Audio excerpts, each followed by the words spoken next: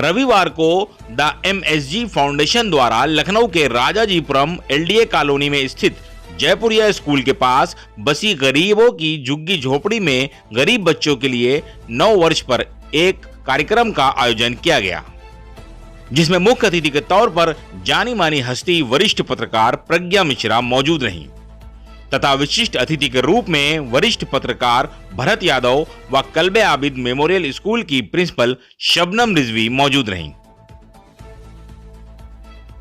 इस मौके पर मुख्य अतिथि प्रज्ञा मिश्रा ने बच्चों के बीच रहकर उनके साथ 9 वर्ष की खुशियां मनाई व बच्चों को 9 वर्ष की शुभकामनाएं देते हुए उनके उज्जवल भविष्य की कामना की और उन्हें खूब मन लगाकर पढ़ाई करने के लिए भी कहा, जिससे कि वह हर क्षेत्र में आगे बढ़ सकें। कार्यक्रम में मौजूद बच्चों को संस्था की ओर से पढ़ाई के लिए कॉपी, किताब, पेंसिल, रबर, दालमोट, बिस्किट, फल आदि वितरित किए गए।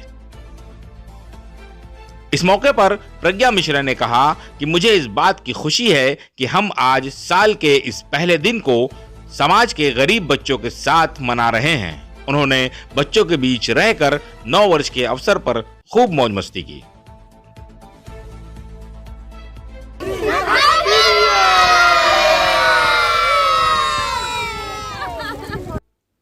कार्यक्रम में मुख्य रूप से फाउंडेशन के संस्थापक मोहम्मद सादिक, फाउंडेशन के अध्यक्ष SM हैदर रिजवी, वकार हुसैन, अतहर हुसैन, इमरान अली, साहिल मिर्जा, सैयद तकी, मोहम्मद औन, इमरान काजमी, मुस्कान, वसी मिर्जा मौजूद रहे।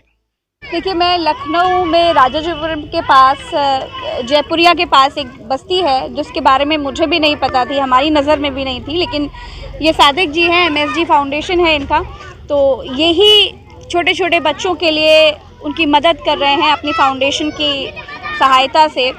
तो ये बस्ती में जब मैं आई तो मुझे यकीन ही नहीं हुआ कि हमारे राजाजीपुरम में एक ऐसी बस्ती है जो हम जैसे पत्रकारों के नज़रों से छूट गई है।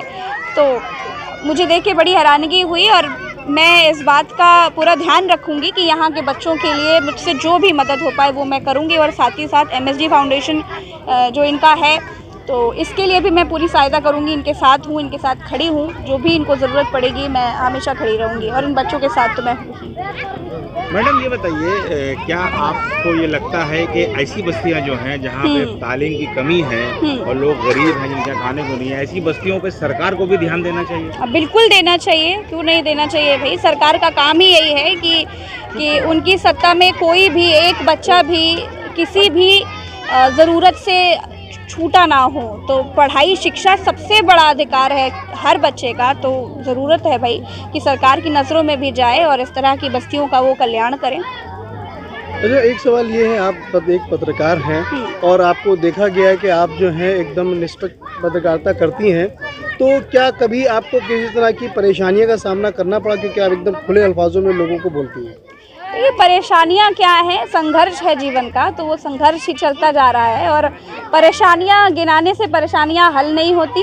बेहतर है अपना काम करते जाएं, मेरा भरोसा इसी में है, हम अपना काम करते जाएं और चट्टान की तरह खड़े रहें, अड़े रहें, लड़ते रहें। और हर पत्रकार का फ़र्ज़ भी यही होता है कि जो भी सत्ता में हो, कोई भी सत्ता, जिसकी भी सत्ता हो, उससे सवाल करना सीखें। तो मैं सवाल करती हूँ और जनता की बात सरकार तक लेकर के जाती हूँ, जनता की रिपोर्टर हूँ, जनता मुझे प्यार करती है, सरकार से मैं तीखे सवाल करती हूँ, चलता रहता है, काम है तो हमारा।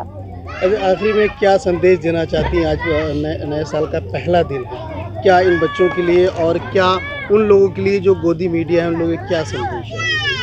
देखिए, संदेश यही है कि हम जो ज़रूरी मुद्दे हैं, जो ज़मीनी ज़रूरतें हैं जो लोगों की, वो अगर हम देखें ग्राउंड पर कि लोगों के पास, देखिए ये बच्चों को तालीम की कितनी ज़रूरत है पर इनको नहीं मिल पा रही है। ये बच्चे कैसी बस्तियों में रहते हैं, सरकारें कहती हैं कि पक्का घर दे दिया सबको। बहुत सारी चीज़ें हैं जो झूठे वादे दावे जो बड़े बड़े मंचों से, भाषणों से बड़े बड़े नेता कर देते हैं, तो उनको सोचना चाहिए ग्राउंड पर आकर के भी। और जैसे कि आपने कहा गोदी मीडिया, तो खैर मैं गोदी मीडिया क्या ही कहूँ, वो भी अपनी नौकरी कर रहे हैं, अपना परिवार चला रहे हैं, लेकिन उनको भी एक बार तो एक ईमानदारी से ग्राउंड पर आकर देखना चाहिए कि क्या हालत है वाकई में। गरीब आज भी गरीब ही है, गरीब आज भी पक्की छत नहीं है उसके सर पे, तो देखना चाहिए, अपना फ़र्ज़ निभाना चाहिए।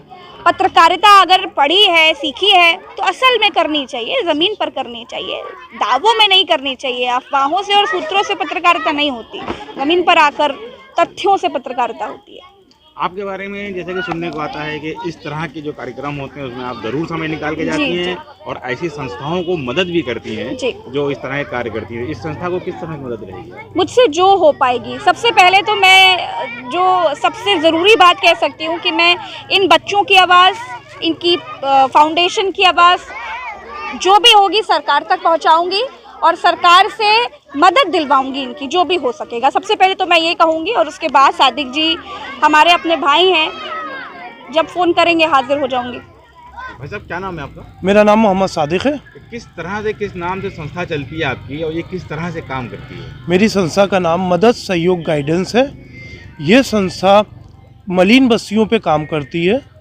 काम करने के साथ साथ पढ़ाई पे हम लोग मेन काम करते हैं और मेडिकल सर्विसेज पे कोशिश यही रहती है कि फर्स्ट प्रायोरिटी मेरी है एजुकेशन पे हम लोग काम करें, जिससे भारत का भविष्य चेंज हो, बदले। आज यहाँ पे जो कार्यक्रम किया गया था, ये किस जगह पे किया गया था, किस तरह का कार्यक्रम? ये राजाजीपुरम में जयपुरिया स्कूल के पास एक झुग्गी झोपड़ी है, मलिन बस्ती है।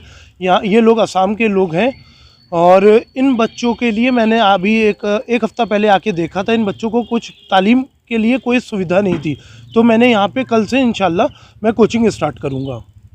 और किस तरह से मदद की जाएगी? यहाँ बच्चे कोई गरीब हैं? हाँ बिल्कुल, मैं इस तरह से मतलब स्टेशनरी की पूरी व्यवस्था मेरी रहेगी और कोचिंग की भी पूरी व्यवस्था मेरी रहेगी। क्या नाम है आपका और इस संस्था में क्या पद है आपका? मेरा नाम आलम रिजवी है और मैं MSG फाउंडेशन यानी मदद सहयोग गाइडेंस फाउंडेशन में एज अध्यक्ष हूँ। आज यहाँ पर कार्यक्रम हुआ था और कौन मुख्य अतिथि के रूप में यहाँ पर शामिल हुआ था? यहाँ पे प्रज्ञा मिश्रा जी हैं, जो कि आप लोग सभी लोग जानते हैं कि वो ऐसी बेबाक पत्रकार है। हम लोग ऐसे ही लोगों को संस्था से जोड़ते हैं और लेके चलते हैं जो कम से कम गरीब लोगों की आवाज़ आगे तक पहुँचा सके। तो एक ऐसी जर्नलिस्ट को बुलाया था जिनको सभी लोग जिनका चेहरा जानते हैं। ये आपकी संस्था कितने सालों से काम कर रही है? ये संस्था कोविड से पहले ये कोविड से ही शुरू हुई है। मान लीजिए कोविड से ही शुरुआत इसकी हुई थी।